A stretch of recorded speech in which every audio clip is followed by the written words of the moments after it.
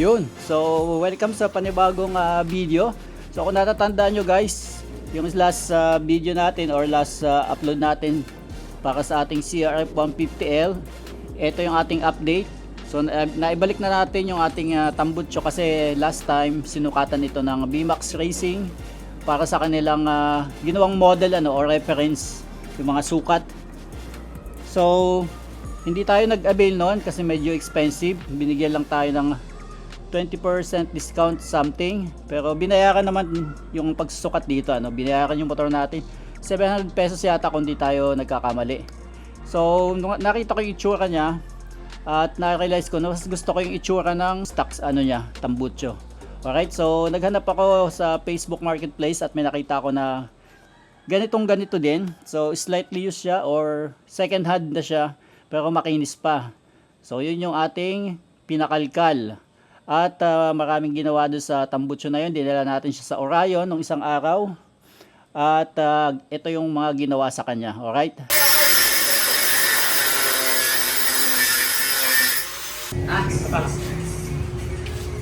Yan pala yung loob niyan.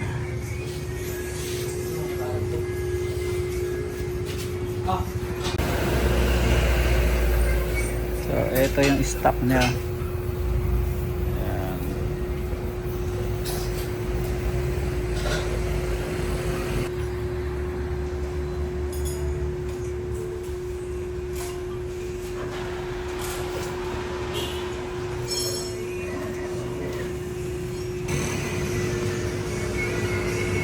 Grabe, nagbabaga pa.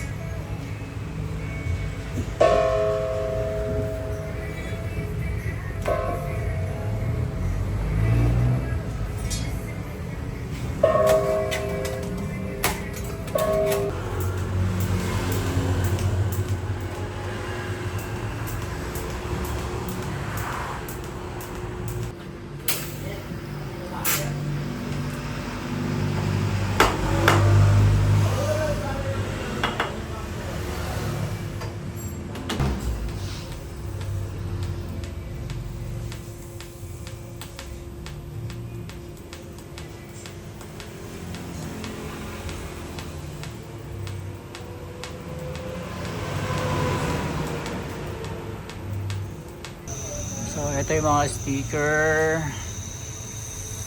Didikit na rin tayo dito. Ayan.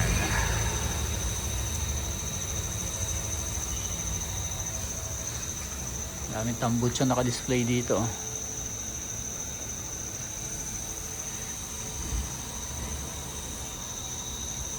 So gusto natin yung ma-maintain yung pagiging stock look ng CRF na to. Kaya naman yun yung ating pinalakas ng konti yung tambutso. So tinanggal yung laman loob, nilagyan ng fiber at inalis yung mga compartment ng tambutso, pero andun pa din yung catalytic converter. And then inacetylen nila tsaka winelding, binuksan yung tambutso dito, tinanggal.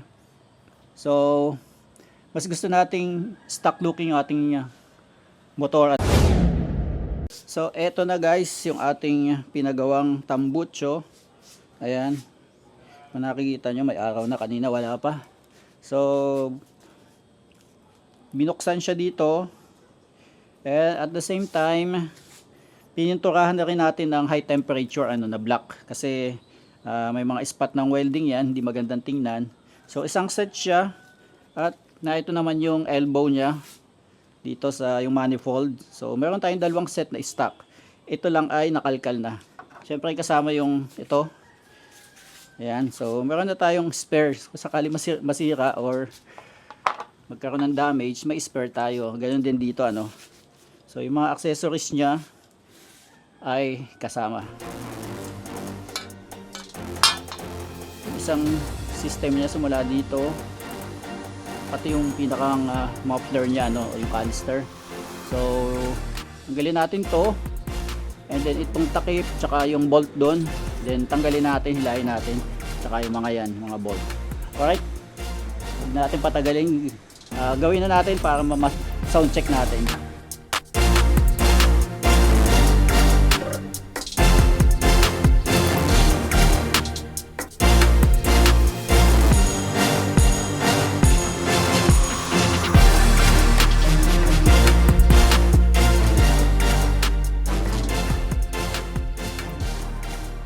Okay guys, nakikabit na rin natin yung dalawang rubber dito para sa pairings hindi siya tumunog or mag-vibrate na mag-vibrate yung pairings sa gilid. And then kabit na rin natin agad. Excited na ako. Excited na akong marinig yung tunog nito.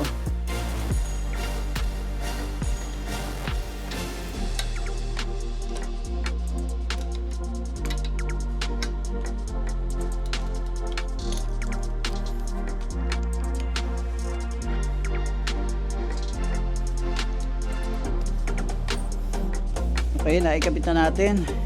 Ito naman.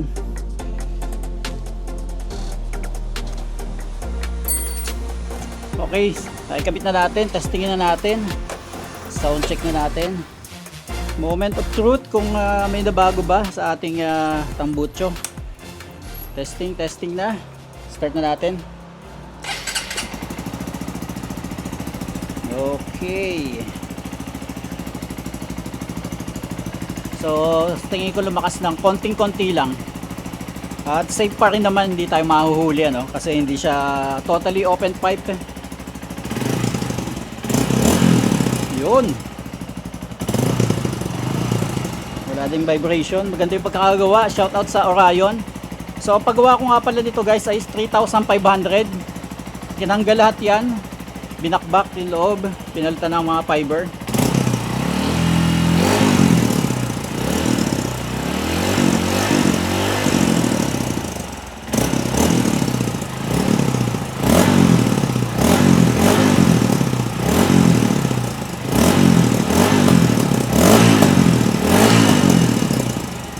Umuusok yung tambucho natin no, kasi nasusunog na yung pinturang nilagay natin. Ayan kung nakikita nyo.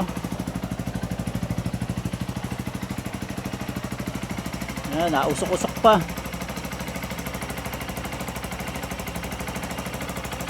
Nausok-usok pa ang ating tambucho. Hintayin natin, uminit muna ulit.